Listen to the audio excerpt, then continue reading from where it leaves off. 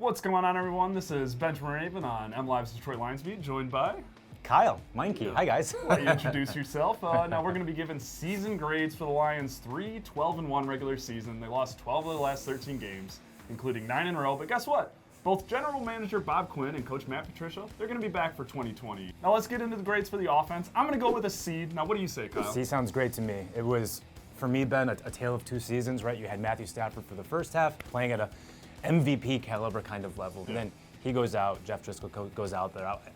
That game in Washington, I just wanted to gouge my eyeballs out with a spoon. I mean, it was some of the worst offensive football I've seen in a long time. The second half of the season with Blau and Driscoll. But good stuff in the first half of the season, then bad stuff in the second half, which also counts. Yeah, absolutely. 11 quarterbacks, 3 different starters, and 11 quarterbacks. And, the rushing attack just really never got going. A lot of that is due to the Kerryon Johnson injury, but let's be honest, he only had a 100-yard rushing game, and Ty Johnson continued to get looks all season, really couldn't get it going until that last game of the season.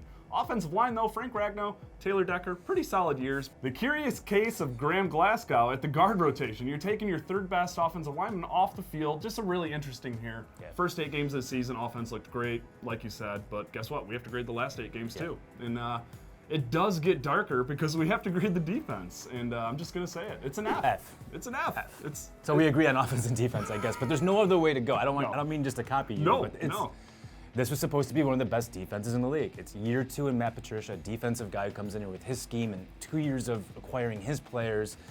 He's calling plays down the stretch out there, and you have the second worst defense in franchise history. You're like 64 yards away from being the worst defense in year 2. Bring in Trey Flowers, you bring in Mike Daniels, you have all these guys back, Deshaun Hand, and they have the worst pass rush in the league. But to me, that's a failure of coaching, that's a failure of the scheme, that's a failure of the defense. Yeah, and a failure of the scheme, the linebackers. Jared Davis and Christian Jones, 2 of the worst graded linebackers in the entire league. And Jelani Tavai, give him some credit for stepping into that role early on, but he doesn't have that versatility that kind of Patricia's defense demands of you to, in the secondary. Yeah.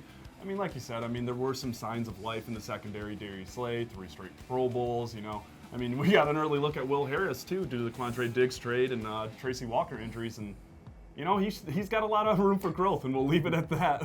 Yeah, he played his best game of the year in the finale. We'll just leave it there. I think that's one of the glimmering signs of hope for Will Harris in the defense. Absolutely, absolutely. Now let's get into some special teams. Now the Lions did just part ways with their special teams coordinator, John Benamago, but I'm going to give the group a B anyway. I thought a lot of big plays, and Matt Prater continued to be a great kicker, but that's what I'm going with. What do you got, Kyle? Yeah, I got a C. I think I'm a little more down on it. I see where you're going with that. There were some explosive plays, as you said, Prater, Jamal Agnew with a couple of return touchdowns, 1 on kick, 1 on punt. Some good stuff there, but there were some real inconsistencies too, and some major mistakes that cost Detroit in games as well. Go all the way back to the opener that set the tone for the season, right? Jamal Agnew muffing a punt. There were major miscues throughout the year, which also cost the Lions opportunities to win games. And when you have a defense like they did, you don't have a starting quarterback, you need to pick me up in special teams. And I didn't see it consistently enough throughout the season. Yeah, and that's fair. It wasn't consistent. And the kick return coverage unit wasn't consistent, but the Lions put themselves in a position where they were defending a kick return nearly every time they kicked off, which was pretty interesting take there. Wasn't exactly expecting Benamago to get let go, but there you go, there you have it. But and that's going to bring us to coaching, and this one was a little tougher for me. I'm going to go with a D+ on coaching just because of all the holes they had to fill the last 8 weeks of the season. They did stay competitive. What do you got? It has to be an F. Okay. For me, you lead in 14 games, and you win 3 games on the entire year. That's unconscionable to me. You're in year 2 of a regime that was supposed to be 9-7 is no longer good enough, and you win 3 games. You bring in the highest priced free agent in all of football in Trey Flowers to a defense that was top 10 last year, and you have the second worst defense in your entire history. And this, by the way, the Lions don't exactly have a great history, right? This is a very low bar we're talking about. I see what ownership is doing by bringing back these people. I'm not saying that it can't work in 2020. And I will give Matt Patricia credit. I've seen growth from him in a lot of regard from year 1 to year 2 with how he handles players and the public-facing parts of his job. And the players that I talk to also credit him for learning from some of his rookie mistakes. But this is a bottom line business. They lost a bunch of games this year. They won 3 games this year. To me, that's just it's a failure of coaching.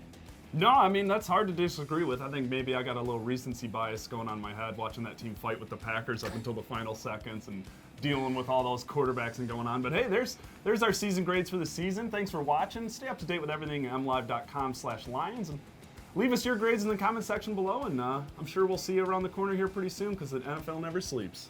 Peace.